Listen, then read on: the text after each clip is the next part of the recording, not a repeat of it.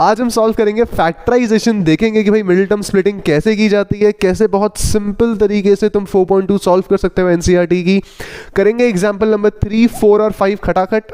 अब यहां पर हम एक एग्जांपल लेते हैं सबसे पहले फैक्टराइजेशन को समझने का। तुम्हारा एग्जांपल 3 जो कह रहा है 2x square minus 5x plus 3, यानी हमारे यहां इक्वेशन है 2x square minus 5x plus 3 equal 0।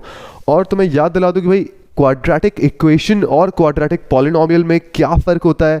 Equation में हमारा इक्वल टू 0 लगता है, बट पॉलिनोमियल में इक्वल टू 0 नहीं लगता है। अब यहाँ पर हम इसे करेंगे सॉल्व फैक्टराइजेशन से। इससे पहले अच्छा फैक्टर्स क्या होते हैं ये भी समझ लो। फैक्टर्स हमने बहुत पहले पढ़े थे 6, 7, 8, 9 पे कि भाई फैक्टर्स क्या होते हैं।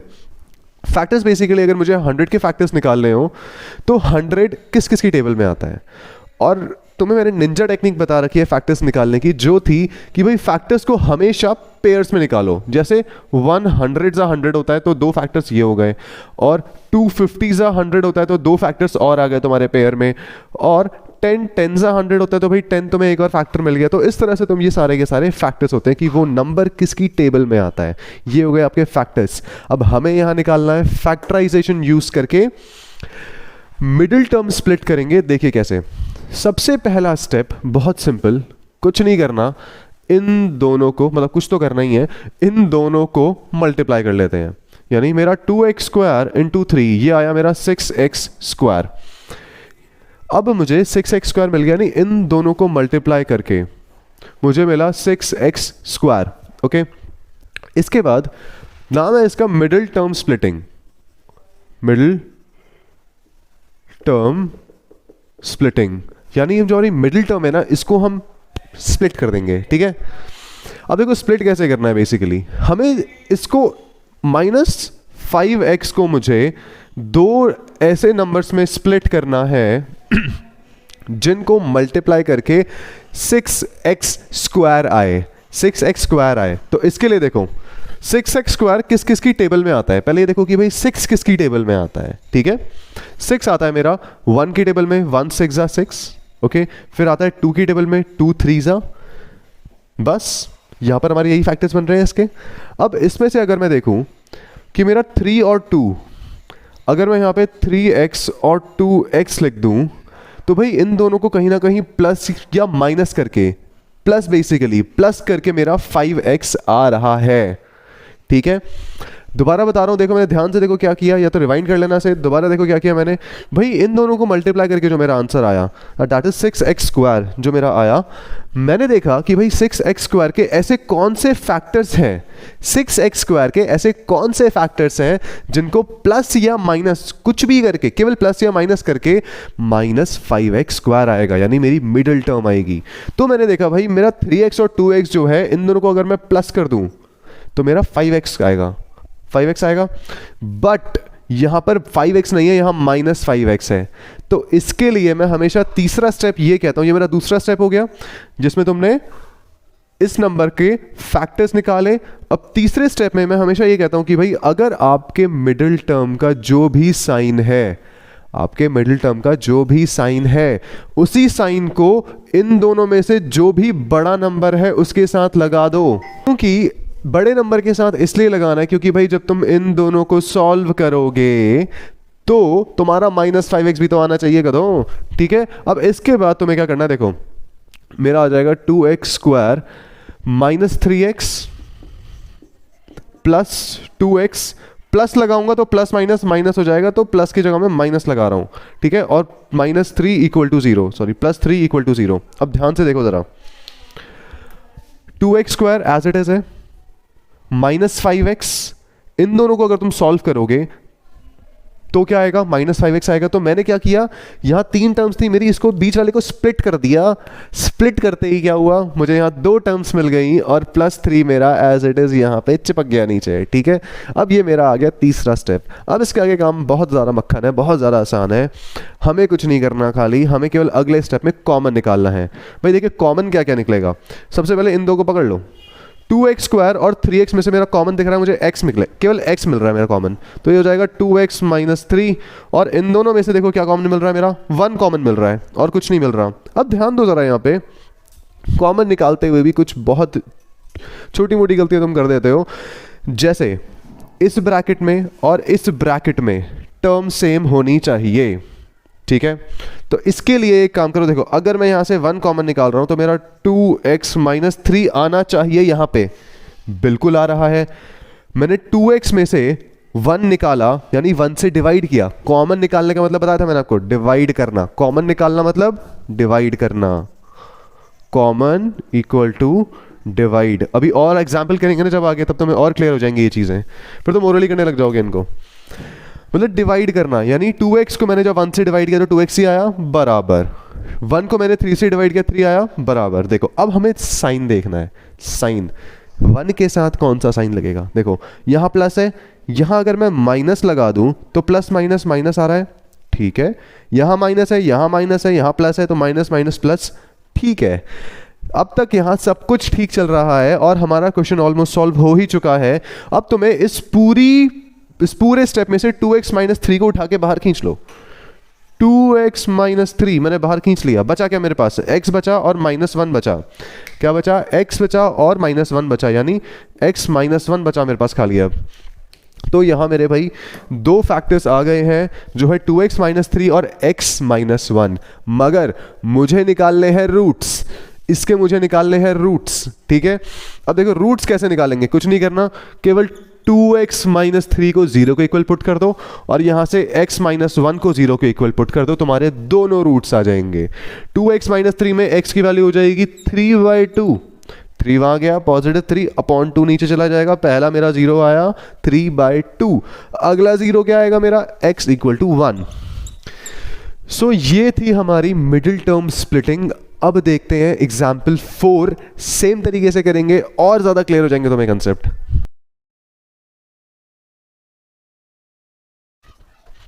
तो चलिए अब करते हैं एग्जाम्पल 4 दोबारा मिडिल टर्म स्प्लिटिंग से। भाई सारी वही टेक्निक्स लगानी है दोबारा से घिसी पिटी। सबसे पहले देखिए, आपको पहला स्टेप मैंने क्या बताया था, पहला स्टेप मैंने बताया था कि सबसे पहले इन दो नंबर्स को मल्टीप्लाई कर लो, ठीक है। आप 6x स्क्वायर और -2 को 2 को मल्टीप्लाई करोगे, आंसर आएगा 12x square, okay. 12x square मेरा आंसर आया। अब बीच में जो मेरा x है इसका कोफिशिएंट है 1, ठीक है। अगर यहाँ कुछ नहीं लिखा तो मैं यहाँ 1 मान के चलूंगा। अब मुझे ये करना है भाई कि 12 को, मुझे 12 के ऐसे दो फैक्टर्स बताने हैं जिनको प्लस माइनस करके 1 आता है।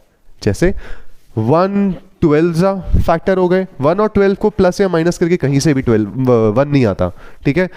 दूसरा फैक्टर क्या हो जाएगा, तो ये तो बिल्कुल भी नहीं होगा ये पेयर मेरा। दूसरा पेयर क्या आएगा, 2 6 12 होता है, 2 और 6 को भी प्लस माइनस करके कहीं से भी प्लस माइनस करके 1 नहीं आता, ये भी नहीं होगा। फिर आता है 3 4 अरे हाँ भाई 3 4 अगर तुम देखो 4 - 3 तुम्हारा आता है 1, तो भाई यहां तुम्हारा बीच में कोफिशिएंट आ रहा है 1, एक्सेप्टेड। दूसरा स्टेप, ये तो सेलेक्ट हो गया हमारा पेयर। अब दूसरा स्टेप क्या करना है भाई, सबसे पहले यहां जो मैंने बताया था, यहां जो आपका माइनस का साइन है वो लगाना है तुम्हें इनमें से जो भी बड़ा वाला नंबर है उसके साथ।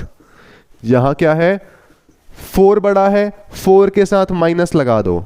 अब आगे लिखते हैं इक्वेशन अपनी, 6x square minus 4x plus 3x minus 2 equal to 0। यहां कंफ्यूजन होती है कि भाई यहां पे ये स्टेप कैसे किया, ये वाला स्टेप ध्यान से देखो। मैंने क्या बताया था, जो बड़ा नंबर है उसके साथ माइनस लगा दो, क्योंकि ऊपर माइनस लगा हुआ है 1 के साथ, ठीक है।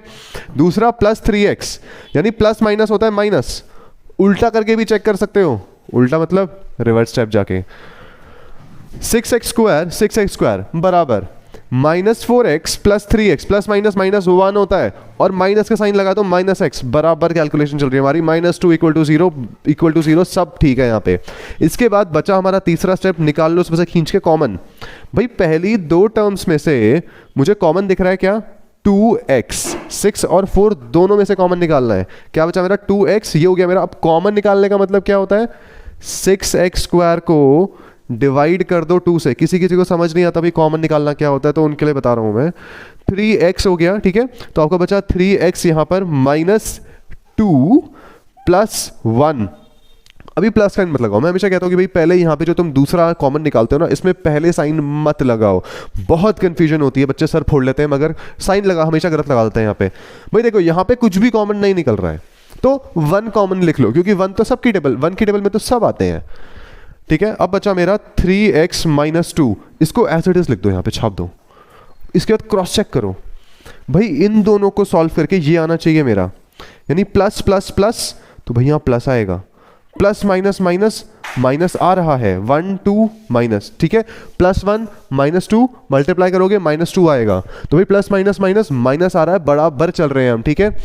अब इसके बाद फोर्थ स्टेप में क्या करना है तुम्हें, 2x + 1 बच गया तुम्हारा, 3x - 2 मैंने कॉमन निकाल लिया, ये टर्म मैंने कॉमन निकाल ली। अब किसी को समझ नहीं आता कि बार बार कॉमन क्या निकाल रहे हैं हम, तो कुछ मत करो, ज़्यादा मत्था बच्ची मत करो, ये जो डब्बे में दे रखा है इसको एज इट इज लिख दो, जो बाहर बची हुई टर्म्स है इसको दूसरे डब्बे में डाल दो, ठीक है। That's it, 2x + 1 × 3x - 2।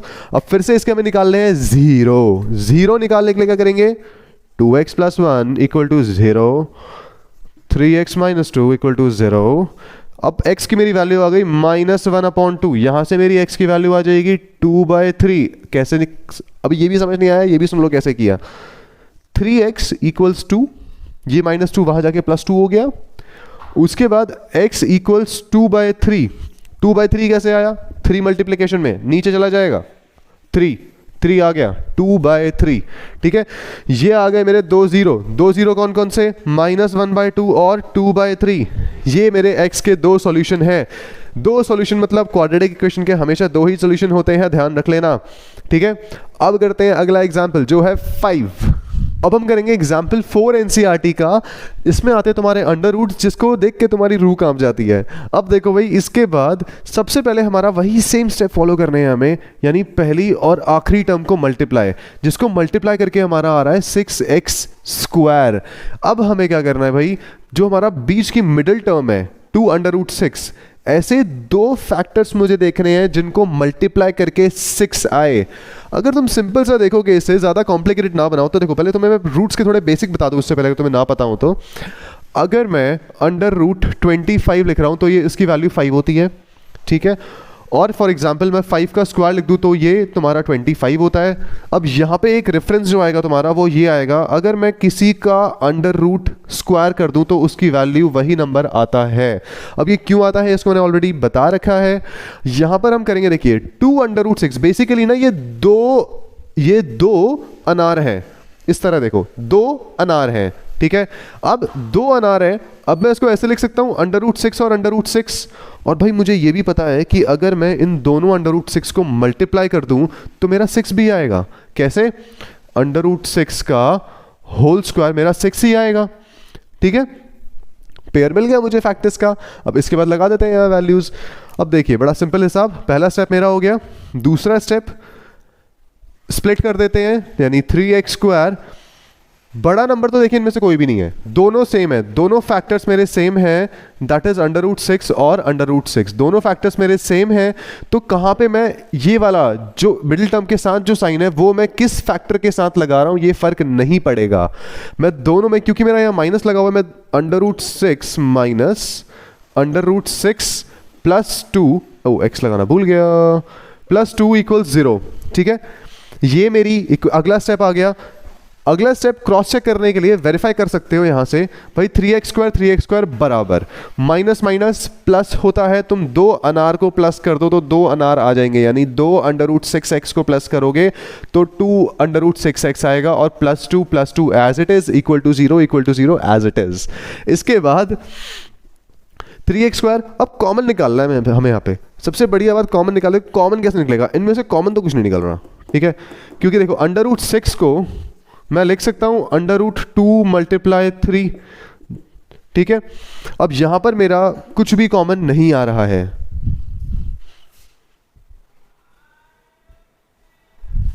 आ तो रहा है गधे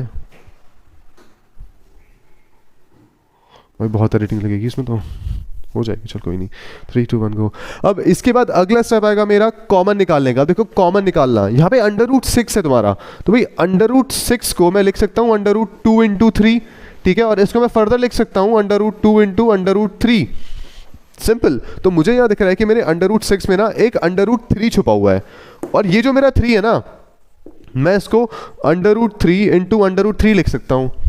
इन दोनों में मुझे अंडर रूट 3 कॉमन दिख रहा है, पकड़ के बाहर निकाल लो, अंडर रूट 3x। अब यहाँ मेरा क्या बचा, बताया था मैंने कॉमन निकालने का मतलब होता है डिवाइड करना, यानी अंडर रूट 3x, x से x कटा, एक x कट गया, एक x बचा, अंडर रूट 3 से 3 काटोगे तो अंडर रूट 3 बचा, क्या क्या बचा, under root 3x, under root 3x minus under root 2। I hope ये स्टेप क्लियर है। ये स्टेप बड़ा इंपॉर्टेंट है बेटा, रिवाइंड कर लेना इसे दोबारा क्लियर करने के लिए। इन दोनों का काम हो गया, ठीक है, आगे बढ़ो। इन दोनों में देखो मेरा अंडर रूट 2 कॉमन आएगा, क्योंकि मेरे 2 की वैल्यू होती है under root 2 into under root 2। अब देखो दोनों मेरे अंडर रूट 6 में एक अंडर रूट 2 कॉमन आ रहा है। अब अंडर रूट 2 कॉमन निकाल लो पकड़ के, अंडर रूट 2 कॉमन निकाल लिया बाहर, अंडर रूट 2 कॉमन निकाल, यहाँ बचा मेरा under root 3x plus under the root 2। अब जरा यहाँ देखो ध्यान से, तो मैंने बताया था कि भाई इसकी और इसकी वैल्यू सेम होनी चाहिए। वो करने के लिए पहले तो यहाँ माइनस लगाओ। अब चेक करो, प्लस प्लस माइनस गलत, यहाँ लगाओ एक minus, minus plus minus, minus minus plus, ठीक है। दोबारा सुन लो, यहां पे साइन हमेशा बाद में लगाया करो सॉल्व करने के बाद। मैं यहां साइन पहले कभी नहीं लगाता, ठीक है। यहां बाद में लगाओ, चेक कर लो, इन दोनों की वैल्यू सेम पुट करो और फिर चेक करो यहां क्या साइन आएगा, minus plus minus, minus minus plus, बराबर। इसके बाद भाई इक्वल टू 0 लगाना मत भूलना। इक्वेशन चल रही है हमारी, under root 3x minus under root 2 into under root 3x minus under root 2। अरे ये क्या हुआ, हमारी दोनों बाहर की जो वैल्यूज है वो अंदर की वैल्यूज सेम आई। अब मैं इसे ये भी लिख सकता हूं, under root 3x minus under root 2 का होल स्क्वायर। अब यहां से मुझे एक इंटरेस्टिंग चीज पता लगेगी, वो क्या, देखो भाई मुझे 0 निकालने हैं। अभी तो ये फैक्टर्स निकले हैं, ये फैक्टर्स निकले हैं, अभी 0 निकालने हैं। 0 निकालो, कैसे निकालोगे, under root 3x minus under root 2 equal to 0 put कर दो, फिर इसको भी 0 पुट करोगे। ऑल्दो दोनों का आंसर सेम ही आएगा, दोनों सेम है, तो एक ही का निकाल लेते हैं हम। तो ये तुम्हारा आ जाएगा under root 3x equals under root 2, और मेरी x की वैल्यू यहां से आ जाएगी under root 2 upon under root 3, that is whole under the root 2 upon 3 मैं लिख सकता हूं। तो ये 3 2, तो ये था मेरा 0 इस क्वाड्रेटिक इक्वेशन का। अब हम सॉल्व करेंगे आगे हमारी अगली एक्सरसाइज जो है 4.2, और 4.2 कराने से पहले तो हमारा हम एग्जाम्पल 6 भी जरूर टच करेंगे अभी, और तब तक के लिए keep tracking the concept and that's it for today.